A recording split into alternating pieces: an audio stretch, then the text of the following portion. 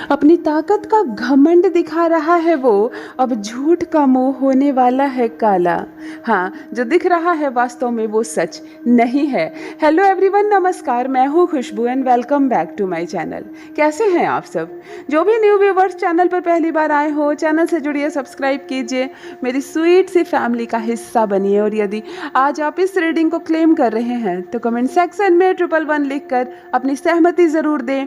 कहाँ से सुन रहे हैं आप मुझे, कहाँ से देख रहे हैं, मुझे ज़रूर बताइए, मुझे बहुत प्रसन्नता होगी। चलिए फिर लेकर आई हूँ एक चैनल मैसेज आपके लिए। देखते हैं आज यूनिवर्स क्या गाइडेंस दे रहे हैं आपको, कौन सा सच आ रहा है आंखों के सामने, किस पर्सन की सच्चाई आएगी अब सबके सामने। चलिए रीडिंग स्टार्ट करते हैं। सबसे पहले एनर्जी देख लेते हैं। देखो, एक बहुत बड़ा खुला छत है, बिल्कुल खुला है, बाउंड्री भी बहुत छोटी है, मतलब शायद 2-3 फीट की बाउंड्री हो। एक बड़ा सा खुला छत है, वहाँ से आज एनर्जी आ रही है। देखो मैं बता दूं, छत क्या होता है, छत राहु होती है, यानी कि आज राहु की एनर्जी कनेक्ट हो रही है। सबसे पहले 2 बातें बताऊंगी। जिनका भी घर है ये, आपके घर में 50% पॉजिटिविटी और 50% नेगेटिविटी है। छत जो है आपने कूड़ा कचरा से भर रखा है, बीच का छत खाली है और कोने कोने में आपने बहुत कुछ जमा करके रखा है। कुछ ईंटें नज़र आ रहे हैं मुझे, कुछ पुरानी सी चीज़ें, लकड़ी है और पता नहीं बहुत कुछ कचरा है। देखो, छत राहु का भाग होता है। सबसे पहले रीडिंग से भी पहले मैं आपको ये बताना चाहूँगी, क्योंकि आपकी छत मेरे सामने क्यों आई है, क्योंकि आप जुड़े हैं मुझसे। इतना मुझे मालूम है। आप कौन है मुझे कमेंट सेक्शन में लिखिए ज़रूर, किनका छत है ये। मैं इतना बता दूं कि छत बड़ा है, छत छोटी नहीं है, बड़ी है। और 2 जगह से 3 जगह आपने कचरा जमा करके रखा है कोने में। बीच छत साफ है और कोने कोने में आपने ईंटें हैं, लकड़ियां हैं, पता नहीं क्या क्या कूड़ा आपने जमा करके रखा है। छत जो होती है, छत का जो भाग होता है वो राहु होता है। अगर छत पर आप दाने डालते हो तो वो बुध होता है ना। छत पर अगर लकड़ियां सड़ती है तो वो बुध होती है। छत पर अगर आप बहुत सारा पेड़ पौधा लगा रखते हो, प्लांटेशन करते हो तो वो बुध होता है। लेकिन खाली छत जो होती है वो राहु होती है। और आपने राहु के घर को गंदा किया है। आपके घर में निश्चित धन की बर्बादी होती होगी। पैसे आए और निकल गए, पता नहीं कहाँ जाते हैं, पैसे कहाँ खर्च होते हैं आपको पता ही नहीं चलता है, क्योंकि राहु को आपने गंदा करके रखा है। छत को साफ करो, सारा कूड़ा करकट जो बिकता है बेचो, जो फेंकने को है फेंको। 10-15 मिनट लगेंगे, इसको साफ करो, आपके घर में बरकत होगी। बहुत सारी नेगेटिविटी भी है आपके घर में और बहुत सारी पॉजिटिविटी भी है। मुझे दिख रहा है आपका घर, इसीलिए मैं आपको बता रही हूँ। नेगेटिविटी को हटाओ, छत को हमेशा साफ रखो, क्लीन रखो, दाने मत देना पंछियों को दाना खिलाना होगा। कबूतरों को अगर गेहूँ खिलानी होगी आपको, कपड़ा बिछाकर खिलाना और खाने के बाद उसको उठा लेना। छत पर बिखरने मत देना। बहुत सारे मिथ्ये फैले हुए हैं, पंछियों को खाना दो, ये होता है वो होता है, लेकिन पूरी नियम जब तक कोई नहीं जानता तब तक कुछ मत करो। जो भी ग्रह बैलेंस है वो भी ग्रह बिगड़ते हैं, है ना। छत को साफ रखो, आप ही नहीं, जो भी भाई बहन इस वक्त मुझसे जुड़े हुए हैं, अपने अपने छत को साफ रखिए। वो राहु का घर है, आप सिर्फ वहाँ सफाई कीजिए ना, आपका घर साफ हो जाएगा। पॉजिटिविटी आएगी आपके घर में, आपकी दुकान होगी तो दुकान चलने लगेगी, धन आने के सोर्सेज बढ़ने लगेंगे। घर में कोई लड़ाई झगड़ा कलह कलेश नहीं होगा। राहु का घर होता है बाथरूम, वॉशरूम, सीढ़ी के नीचे का भाग और छत, ये सबको आप कृपया साफ रखें। ऑलराइट, राहु की कृपा बरस रही है इस वक्त, राहु की एनर्जी कनेक्ट हो रही है। खूब सारा अटका हुआ धन अचानक से मिलने के संयोग बन सकते हैं। कहीं आपने पैसे लगाए और तुरंत डबल या 4 गुना हो जाए। राहु यही तो करता है ना, सडन प्रॉफिट का मालिक होता है। अचानक से शेयर बाजार में आपने पैसे लगाए और 10 गुना हो गया, है ना। कहीं से अचानक से किसी ने फ़ोन किया कि एक काम करो, मैं ये कर रहा हूँ, तुम करोगे क्या, इतना पैसा लगेगा। आपने कहा हाँ लगा दो, आपने लगाया और रात होते होते आपके पैसे 10 गुना हो गए, डबल हो गए। ये राहु होता है। राहु की पॉजिटिव एनर्जी रिसीव कीजिए सबके लिए। राहु की कृपा बरसे, भाग्य बदल जाए सबका रातों रात।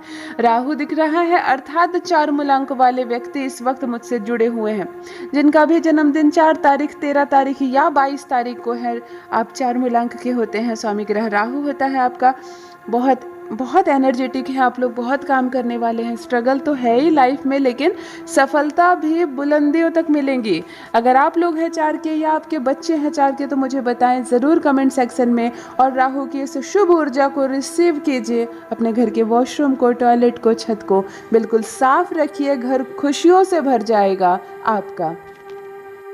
मुझे यहाँ एक ऐसा पर्सन नज़र आ रहा है जो अपनी ताकत का घमंड दिखा रहा है, अपनी ताकत का घमंड दिखा रहा है। ये जो स्ट्रेंथ है वो इनर भी है, आउटसाइडर भी है। मतलब ये इंसान ताकतवर है, शरीर से तो ताकतवर है ही, मन से भी ताकतवर है और पैसे से भी ताकतवर है। इसके अंदर की स्ट्रेंथ बहुत ज़्यादा है और कहीं ना कहीं इसका अहंकार है, इसको कहीं ना कहीं इसका घमंड है। इसको नो डाउट इस पर परमात्मा की बहुत कृपा बरसी है, बहुत बरकत मिली है, इसको बहुत ज़्यादा बुलंदियों तक पहुंचा है। ये अपने कर्म से भी अधिक फल को प्राप्त किया है इसने।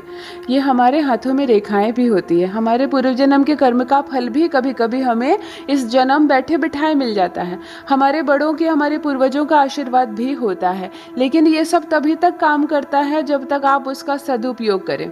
अगर परमात्मा आपको एक शक्ति दे देते हैं और उस शक्ति का आप प्रयोग गलत काम करने के लिए करने लगते हैं, किसी को दबाने के लिए करने लगते हैं, किसी को सताने के लिए करने लगते हैं, तो धीरे धीरे वो शक्तियाँ क्षीण हो जाती हैं, है ना? सुना है ना आपने? तो यहाँ पर भी ये होता हुआ दिख रहा है। एक व्यक्ति, एक पर्सन मुझे ऐसा नजर आ रहा है जो बहुत बरकत है, जिनको शक्तिशाली पर्सन, पर्सनालिटी बहुत मजबूत, समाज में एक अपना ओहदा रखने वाले, समाज में अपनी एक प्रतिष्ठा रखने वाले मुझे एक ऐसे मजबूत कदम दिख रहे हैं जो दिल के अच्छे नहीं हैं, जो दिल के अच्छे नहीं हैं। कदम मजबूत है इनके, पद प्रतिष्ठा नाम शोहरत क्या नहीं मिली है इनको, लेकिन अब उसका मिसयूज करते हुए मुझे यहाँ दिखाई दे रहे हैं। ये दबाने की कोशिश कर रहे हैं आपको, आप पर अपनी चलाने की कोशिश कर रहे हैं। ऐसे व्यक्ति जो लोगों को अपनी मुट्ठी में रखना चाहते हैं, मैंने देखा है धीरे धीरे उनका वर्चस्व कम होता जाता है, क्योंकि आप भी इंसान और आप जिनको दबाना चाहते हैं वो भी इंसान। परमात्मा के घर में नोटों की कोई कीमत नहीं होती, है ना? किसी के बैंक अकाउंट में 1 लाख है तो किसी के बैंक अकाउंट में 1 करोड़ रुपए, कोई फर्क नहीं पड़ता। ब्रह्मांड की नज़र में हम सब जो मनुष्य है वो एक कैटेगरी में है, मनुष्य है। कोई फर्क नहीं पड़ता आपने कितने महंगे कपड़े पहने और किसी ने कितने सस्ते। तो मनुष्य कौन होता है ये भेद करने वाला? किसी व्यक्ति को, किसी इंसान को ये हक नहीं है कि वो अन्य किसी इंसान को अपने नीचे दबाए, अपने कंट्रोल में रखे, अपने नीचे झुकाए, अपना नौकर समझे, उसको अपमानित कर दे, उसको उस पर गलत आरोप लगा दे, उसके साथ गलत करने की कोशिश करे। यह किसी भी व्यक्ति को अधिकार नहीं है। और जब सृष्टि के नियमों के खिलाफ जाकर कोई भी व्यक्ति इस तरह की अनैतिक काम करना शुरू करता है, देखो धीरे धीरे समाज में वो धूमिल होता चला जाता है। एक समय होता है आपके अच्छे कर्म आपको चमका देते हैं, आपकी किस्मत चमक जाती है। पता नहीं हल्का सा भी आप कर्म करो खूब फल मिलेगा, ये आपकी नसीब है, ये आपके अच्छे कर्म है। तो इसका मिसयूज मत करो ना। मुझे यहाँ पर एक ऐसा वर्चस्व वाला व्यक्ति दिख रहा है जो शासन करना चाहता है। कौन है ये? किनके जीवन में है इनकी एंट्री? मुझे कमेंट बॉक्स में बताइए ज़रूर, मैं ज़रूर सुनना चाहूँगी। क्योंकि दबाना चाहता है, जैसे आपकी ज़मीन छीन लो, घर में आपका हिस्सा छीन लो, आपकी खुशियाँ छीन लो, आप उसके आगे बढ़ नहीं सकते हो। आप अपने जीवन में बहुत तरक्की करो तो उसको समस्या है, उसको आपत्ति है। वो हर समय रोक टोक करने वाला व्यक्ति, उसको हर वक्त आपत्ति है। आपकी सफलता देखकर परेशान होता है, आपकी सफलता देखकर जलता है वो। और ऐसा वर्चस्व वाला व्यक्ति देखो धीरे धीरे अपने समाज में धूमिल होता जा रहा है, धीरे धीरे उसका व्यक्तित्व धूमिल होता जा रहा है। ऐसे व्यक्ति जो अपने कर्म को प्रधानता ना देकर अपनी शक्ति को प्रधानता दे रहा है, वो परमात्मा के नियमों को नहीं मान रहा, वो सृष्टि के नियमों को नहीं मान रहा है, अपना वर्चस्व दिखाना प्रारंभ कर दिया।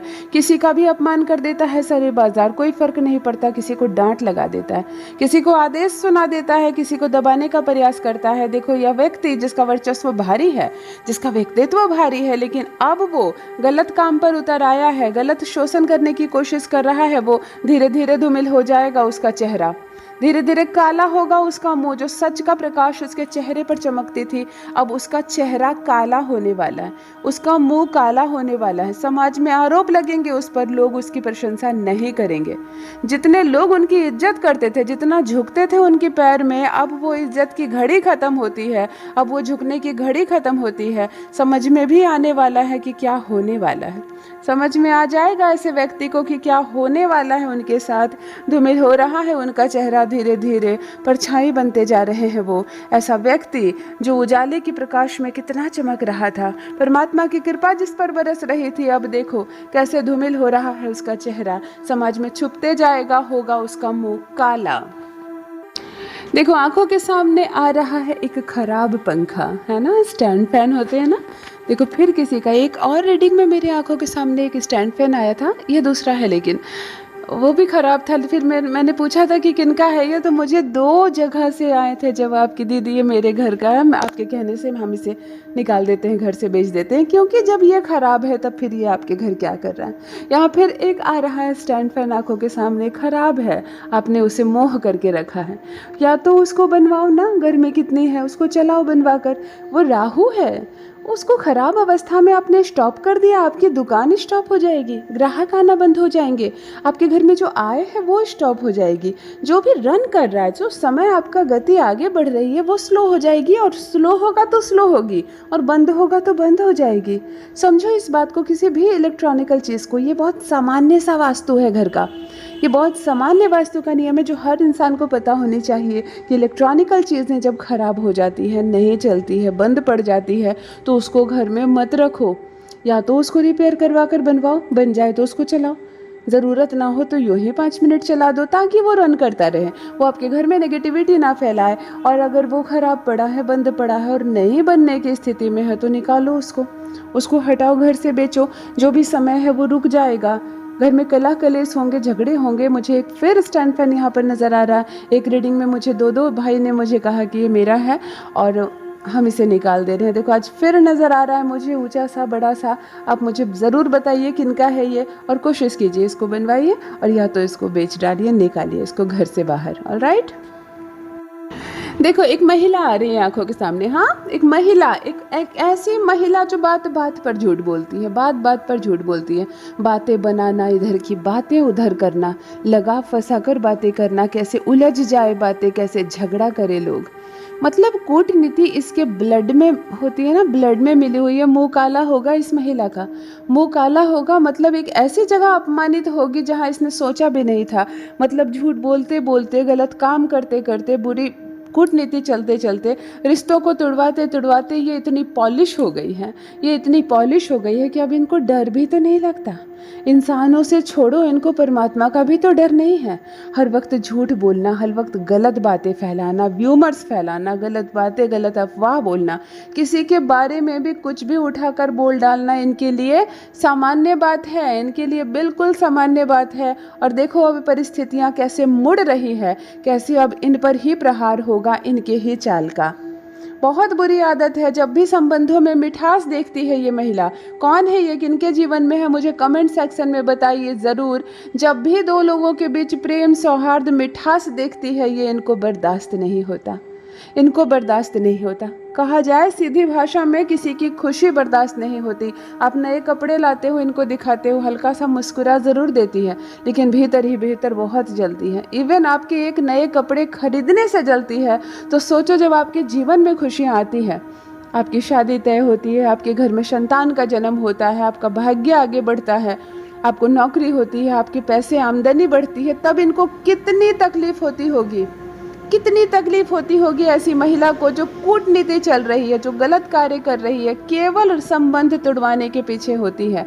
जब भी 2 लोगों के बीच प्रेम और सौहार्द देखती हैं ये, इनको मंजूर नहीं है। कैसे रिश्ता खराब हो जाए, एक को दूसरे के बारे में गलत बातें बोलना, उकसाना, भड़काना, और ऐसी गलत चीज़ों में बिल्कुल ये ऐसी संलग्न हो गई है कि इसको परमात्मा का भी डर नहीं है। बहुत जल्द इसका झूठ आएगा सबके सामने शर्मसार होगा इसका चेहरा, मुंह काला होने वाला है शर्म से, झुकेगी इसकी आंखें।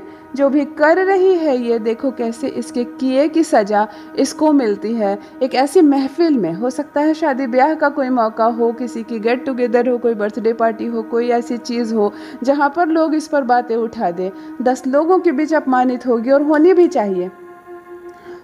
चाहिए, है ना। अच्छे कर्म करो तो पुरस्कार मिलना चाहिए, और बुरे कर्म करो तो सजा भी मिलनी चाहिए। ऐसी महिला देखो अब अपमानित होने वाली है, होगा मुंह काला, एक सच आएगा सबके सामने, उस वक्त शर्मिंदगी से झुकेगा इसका चेहरा। देखो 3 नंबर्स आ रहे हैं आंखों के सामने। मुझे ज़रूर बताइए किनका संबंध है इन नंबरों से। पहला है 27 नंबर आ रहे हैं। एक कलर आ रहा है पर्पल, ये क्या है बताओ। किसी की बिल्डिंग का बॉर्डर है, किसी की बिल्डिंग का बॉर्डर, मतलब कोई बिल्डिंग में कोई कलर है, वाइट है या क्रीम है, शायद बिल्कुल फीका येलो हो सकता है, स्लेटी वगैरह कलर होता है ना, लेकिन उसमें जो बॉर्डर्स है वो पर्पल है। किनकी किनकी बिल्डिंग दिख रही है मुझे कमेंट में बताइए ज़रूर। पर्पल बॉर्डर वाली कोई बिल्डिंग है जो आंखों के सामने आ रही है, पॉजिटिव घर है आपका, पॉजिटिव घर है आपका। परमात्मा की कृपा बरस रही है, घर में कोई कलह कलेश ना करे, औरतों का अपमान ना करे, घर में सब समृद्धि से रहें, क्योंकि घर बहुत शानदार है आपका। शानदार का ये मतलब नहीं है कि ऊंची घर है, अमीरों का घर है, महंगे महंगे सामान है, मुझे कोई फ़र्क नहीं पड़ता। किसी के घर में सोफ़ा है और किसी के घर में बैठने के लिए कुर्सी भी नहीं, कोई फ़र्क नहीं पड़ता। यहाँ पॉजिटिविटी और नेगेटिविटी से समझ में आता है कि कौन अमीर और कौन गरीब है। किसी के घर में सामान रखने की जगह नहीं है, महंगे महंगे सामानों से घर भरा हुआ है, कलह कलेश झंझट होते हैं, सुकून नहीं है, आंखों में नींद नहीं है। क्या कहूँ कि वो अमीर घर है? वो बिल्कुल कंगाल घर है, गरीब घर है ना है। थोड़ा कम ही फर्नीचर है, कोई बात नहीं, साधारण सा खाना बनता है, परिवार में सामंजस्य है, हंसी मजाक का माहौल है, घर में छोटे बच्चे हैं जिन्हें पढ़ाया जाता है, घर में बेटियां हैं जिनके दिल में सुकून है, जिनका आचरण सही है, घर में औरतों की इज्जत होती है, सभी पूजा पाठ करती हैं, स्नान आदि से करती हैं, पुरुषों का सम्मान करती है। हाँ, वो घर अमीर है ना, बैंक बैलेंस थोड़ा कम है तो क्या फ़र्क पड़ता है। ये घर जिनका भी दिख रहा है जिसमें पर्पल बॉर्डर, मैंने कहा पॉजिटिव घर है, 80+ % से मैं पॉजिटिव घर बोल रही हूँ, एनर्जी इतनी अच्छी आ रही है। किनका घर है ये मुझे कमेंट सेक्शन में बताइए ज़रूर। आपके घर में पूजा पाठ होती है, महिलाएं पुरुष का सम्मान करती है, पुरुष महिला का सम्मान करती है, परफेक्ट घर है, मुझे बहुत अच्छा लग रहा है इस घर को देखकर, इस कलर को देखकर। 27 नंबर दिख रहा है, किनका बर्थडे है, किसी की शादी की सालगिरह है, या 27 से कोई संबंध है क्या? किसी पेपर पे लिखा हुआ है क्या 27? किसी प्लास्टिक पे लिखा हुआ है क्या? ये 27 नंबर मुझे दिख रहा है, मुझे ज़रूर बताइए 27 नंबर से क्या संबंध है। और एक और नंबर यहाँ पर मुझे दिख रहा है 17। ऑल राइट, 17 नंबर भी यहाँ पर दिख रहा है मुझे। 17 क्या है? आपका बर्थडे हो, शादी की सालगिरह हो, आपके बच्चे का बर्थडे हो, अन्य किसी से 17 अंक संबंध रखता है तो मुझे ज़रूर बताइए। देखो एक बात बताती हूँ, 17 जो होता है ना वो 8 मूलांक होता है, यानी कि शनि। अगर आपका जन्मदिन 8, 17 या 26 तारीख है तब भी शनि से है, तो शनि से क्या कनेक्शन है मुझे ज़रूर बताइए। और मैंने क्या कहा, 27 नंबर का, 27 यानी मंगल है ना, 9 हो जाता है मूलांक, तो मंगल से भी संबंध है। किसी के प्रिय हनुमान जी है क्या? आप हनुमान जी के कोई भक्त जुड़े हुए हैं तो मुझे कमेंट सेक्शन में ज़रूर बताइए। वैसे भी मेरे आराध्य हनुमान जी हैं, मैं उनका नाम लेती हूँ तो मुस्कुराने लगती हूँ। चलो ठीक है, मुझे बहुत खुशी हुई 27 नंबर देखकर, मुझे बहुत अच्छा लगता है। जब भी हनुमान जी का जिक्र भी होता है तो ऐसा लगता है कि कोई अपना बैठा है सामने। आप में से किनके आराध्य हैं वो ज़रूर मुझे कमेंट सेक्शन में बताइए। इस अंक से आपका क्या संबंध है मुझे ज़रूर बताइए। हमेशा अच्छा सोचो, एक ही बात कहूँगी, अच्छा बोलो। जब उतनी ही एनर्जी लगती है अच्छा बोलने में भी, बुरा बोलने में भी, तो अच्छा ही बोलो ना, उसका फल भी तो अच्छा मिलेगा। अपने कर्म का अकाउंट हमेशा प्लस में रखो, हमेशा प्लस में रखो, नेकी करो, अच्छा काम करो, दूसरों से एक्सपेक्टेशन मत करो।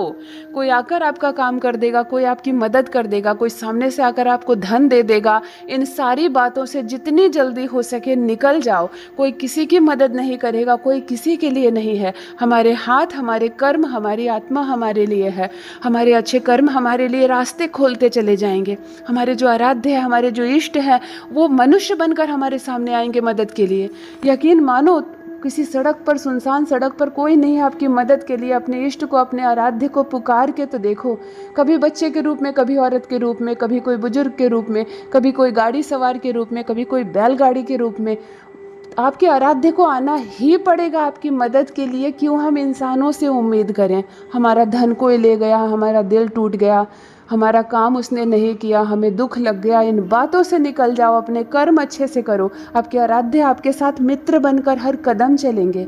आप सोएंगे तो रात्रि आपके सर के पास बैठे रहेंगे। आपके आराध्य, हमारे प्यारे प्रभु, उनका हाथ हमारे सर पर होगा। हमें कभी अकेलापन महसूस नहीं होगा। कोई बात हमारा दिल नहीं दुखा सकती है, कोई बात हमारी आंखों में आंसू नहीं ला सकती। हाँ, आंसू लाती है ना जब भी अपने प्यारे प्रभु का नाम लेते हैं, जब भी अपने इष्ट को, आराध्य को, कोई कृष्ण को मानते हैं, कोई शिव को जपते हैं, कोई माता को जपते हैं, है ना, कोई हनुमान जी को मानते हैं।